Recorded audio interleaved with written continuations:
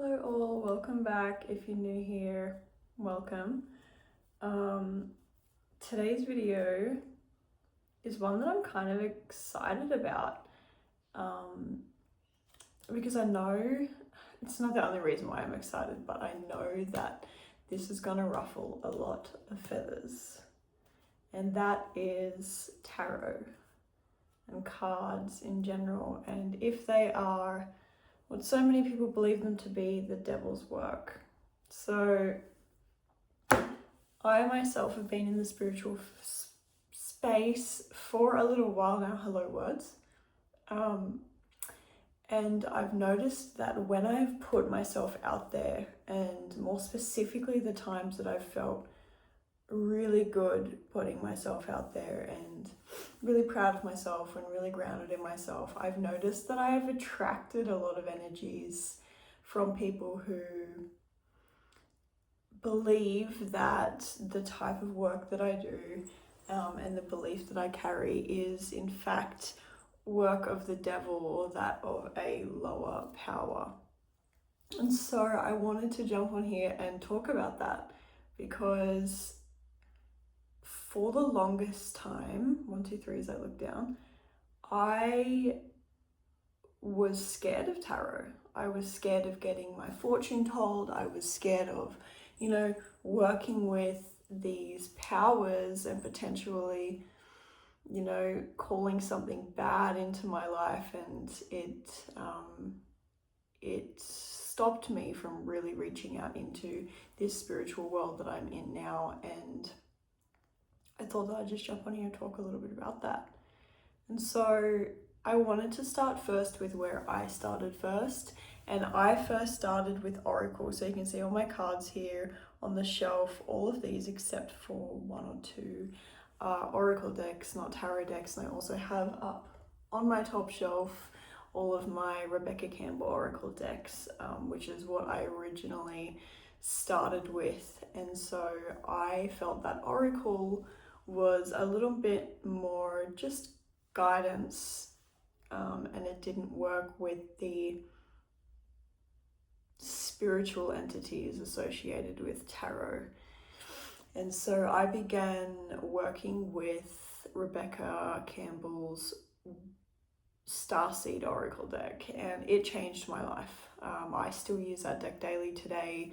My collective reading videos that I do daily are usually inspired by a reading that I've done or a spread that I've done with that deck in particular. The box is old and it's tired and it's falling apart because it's traveled the world with me. Everywhere I've been, it's been. And so that really got my foot into the door. And then I stepped into the tarot realm about maybe 2 or 3 years later. I met someone who I was sharing with, and they recommended that I, use their tarot deck. They were, they had bought themselves a new one, they had their old one, and they were sort of waiting to, get a message of what to do with that deck, and they gifted it to me. And I think for a little while before that, I was really interested in getting a tarot deck and dabbling with that because I was so comfortable with my oracle cards. I had dived deep with medicines and with meditations and breath work that I felt that I was ready for that step. And I hadn't went and got myself a tarot deck because I still believed in some of the superstition around it, and I was told at some point that you have to be gifted your first tarot deck and you shouldn't buy it. So I had not bought myself one. I was waiting for the right moment, and yeah, it was gifted to me and I got to dabble. It's an elemental deck, which I believe is in my car because I like to have some decks with me wherever I go. So it's fire, water, earth and air in amongst all of the suits, which are, not suits, but themes, which are swords, pentacles, cups and wands.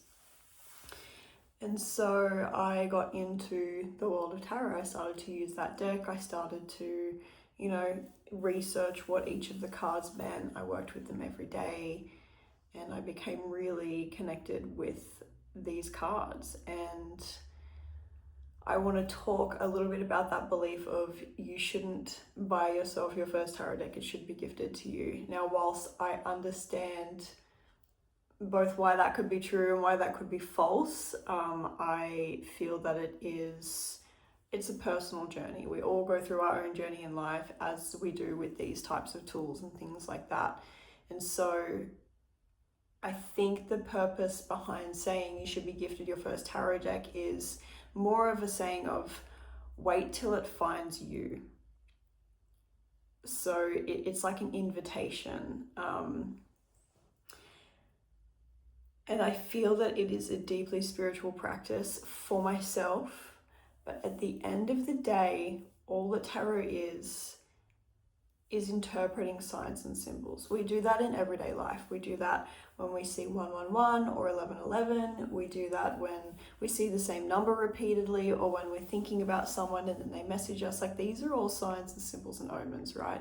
And all that a tarot deck is are signs and symbols. Every time you look at a card, each of them is going to invoke a different feeling within you. And every time you view it, you're going to feel something a little different too, because the card isn't always telling you the same thing. It's working with you throughout your everyday life to give you guidance and perspective, and yeah, sometimes clarity on what's coming. So I don't like to use the word prediction, although you can use it to gain insight as to what is coming, which is, I guess, prediction in some senses. If you are deeply attuned with your psychic abilities, you know, your clear senses are open, you're very visual within your third eye and your clear visual, then perhaps when you're reading these, you will see more predictive, for lack of a better word, visions as to what's coming. Sometimes I do, sometimes I'll see a card and I'll think, oh, I'm going to have a really difficult conversation with someone, and I'll have a gut instinct as to who that's going to be. And yeah, that definitely has brought itself up in the past. But I want to tell you that it's not the devil's work. And I feel that it gets this misconception a lot, not only because of religion. I know a lot of the negative feedback that I've had regarding my path has been from the Christian community, and I don't have anything against anyone of any belief. I believe that all beliefs are, you know, telling a story in some way, shape or form, but I do believe, however, that your belief system should never be forced upon anybody else. Hence why I'm creating this space with this channel to discuss what I believe and to maybe open some eyes to let some people go, oh, you know what, actually that's not what I want to dive into, or, you know, I want more of this. It's, your belief is personal to you, and if you want to share that, then by all means share that, but just be cautious that you're not forcing upon another person your belief system and telling them that it is the true path or that it is superior to their own, because belief and religion, spirituality, there's so many different terms that fall into this, but again, they're a personal journey. Now, what I want to talk about as well is that some people dive into tarot because they want to connect with the other side. You hear about this type of magic all the time, you know, Ouija boards and all of these types of things. And there are definitely energies and entities out there aside from ourselves here in the 3D. You can definitely receive messages from those who have passed, from those in other dimensions and realities. And if you are picking up tarot with that intention, I want you to not be warned by this video, but to be made aware that if you are intentionally trying to contact the other side or other entities, you must first learn how to protect yourself energetically and spiritually. So we are all energetic beings, and when we're tapping into those types of energies, sometimes they can be on a lower vibration and sometimes they can be on a higher vibration, and they alter our own vibration, which makes the talk of devil's work feel true to those who believe that it is. So I can go into how to protect yourself in another video. I definitely think that I would love to do that, because that's something that I had to learn the hard way. But yes, if you are picking up these tools with that intention, I want it to be very, very clear that you must know how to protect yourself, and you must be doing it out of a well-intentioned place and not out of ill intent. So with that being said, I also wanted to talk about one more point with the tarot, which is archetypes. So I have some of my major arcana. There are 22 major arcana in a tarot deck for the most part. This is the original Rider Waite Tarot deck. I've only just purchased this book and I've had this deck for years now. But each major arcana card has an archetype, basically, and it is said, I believe, that, you know, we walk through a path. So we experience these major arcana throughout our lives and throughout our individual journeys as well. So your first one at card 0 is the Fool. And this is all about, you can see he's standing on the edge of a cliff. He's looking pretty happy, pretty pleased. He's lapping up the sun. His arms are wide open. He's very childlike, very innocent, very ready. And so that, you know, talks about the first archetype, the first aspect of ourselves, that childlike part of ourselves, that wonder of, you know, making mistakes and learning from them and being open to that. And as you journey throughout the tarot, you know, you come into the Magician, and then you come into, what's next? The High Priestess is next. So you venture through all of these different archetypes, which is a series that I'm going to start here on my YouTube channel, because I have been delving into each archetype of the major arcana myself over the past 6 to 7 months now. So I think I'm ready to, you know, start creating a video on each of these archetypes and how they show up in everyday life and how you can interact with them and get to know them better. That's not with an intent of you picking up tarot or anything like that. If it does inspire you to do so, great, welcome. I love the world of tarot. I use my tarot cards, not as often recently since I've been diving into the major arcana, but I use cards all of the time, and I think that they're a beautiful way to, you know, connect with yourself. Sometimes in this busy hustle bustle life, it becomes really hard to understand or to hear what our inner voice is saying, what it is we want, what we desire. And so, you know, working with cards and allowing images. I have a card here out of one of Rebecca Campbell's decks that really called to me in a reading. It's called Live the Question, Curiosity, Open Your Mind, Live into It. And I'm definitely a why type of person. You know, I need to understand the why before I can move forward. I need to understand the intention behind something and the purpose behind something in order for it to solidify in my own being, and also to decipher whether it's something that's aligned with me or not. And so cards are a beautiful way to do that. The images on them invoke a feeling within you, you know, the symbolism, you know, what stars represent, what moons represent, you know, what do they mean to you? Butterflies for me are a huge thing, and I think that they're a really common omen for a lot of people. A lot of people have their own superstition when it comes to seeing a butterfly. I know for myself and my mom, when we see a butterfly, we usually know who it is. So when somebody has passed in our lives, all of a sudden a particular type of butterfly will be lingering around us, and we believe that it's them sending us a message, just checking in and saying hello. And so I think that believing in those little things, and understanding those little things, and knowing that when we're reading cards, that's really what we're doing. And so they're not the devil's work.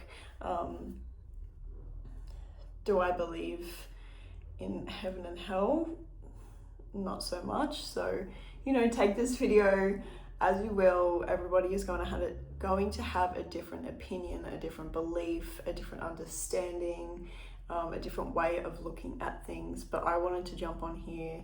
I kind of wanted to ruffle some feathers. I wanted to start some thought patterns. I wanted to start a conversation, and I wanted to really, you know, break down the walls between those of you who are interested in card work and tarot and divination and all of these types of things, and who are maybe a little bit scared to try.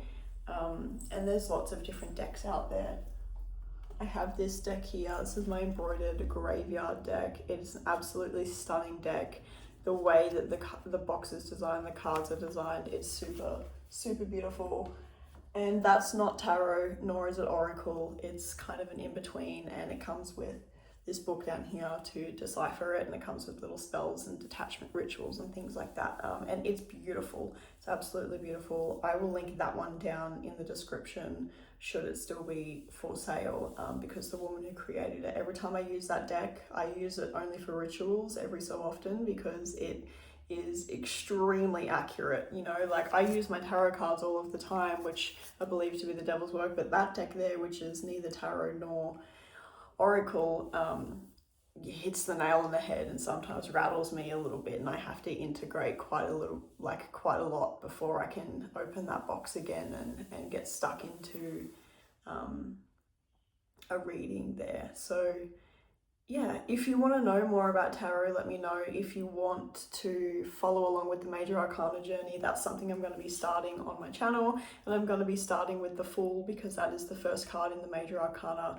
and of the tarot deck. So yeah, put your questions down in the comments, start a conversation in the comments.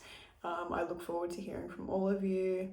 And yeah, thank you for tuning in. If you made it to the end of the video, comment a little star or a little moon emoji, and I'd really appreciate it if you gave me a subscribe and a like. You don't have to do any of those things to claim any energies. I'm not out here saying any of that, but this is, at the end of the day, something that I feel passionate about.